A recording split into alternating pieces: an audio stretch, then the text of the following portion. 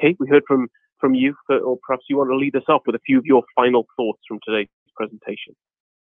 Yep. So go out, check out the critical security controls. Just put 2 hours on your calendar. If you don't have a framework or any kind of controls that you pay attention to, it just helps prioritize and think about what you should be doing next from a risk to your environment.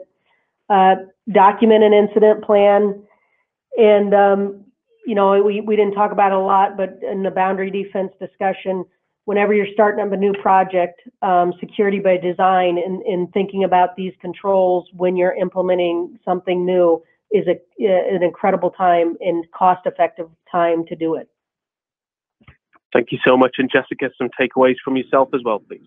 Yeah, I think that a key takeaway that I would ask as well is, kind of taking on to Katie, is when you look at those controls, then think about how to educate the other executives in your company, those who are responsible for helping you get funding. Think about how to leverage this as a piece of a mechanism to help inform and educate in order to be able to get the assistance needed for you to really up your security game, because it's all over the news. I'm sure that your executives are seeing that occur, that it's all over the news, that this is happening day in and day out. We live it and breathe it. And so use these as a way to try to get that, again, that common language that we've talked about, to educate your executives to try to get the support needed to move the needle in your organization. Excellent. And finally, Jackson, takeaways from yourself as well, please. Yeah, absolutely. The first thing I'd ask you all to do is to remember that the security is applied against the backdrop of the business you're trying to help out.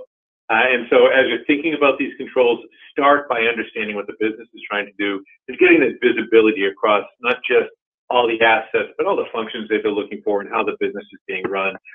Both Katie and Jessica said it perfectly well. Use this as an opportunity to share common language with business types, business partners who may not necessarily understand all the geekliness of security. And don't hesitate to reach out for help. And help doesn't just mean getting great technical advice, from folks like we're talking today about, but also about how to communicate. What's an effective strategy? You've got people like Katie who are successful at being CISOs who know how to have these conversations. So reach out not just to understand what to do for tech, not just to understand what to do for tooling, but to understand how to have these conversations.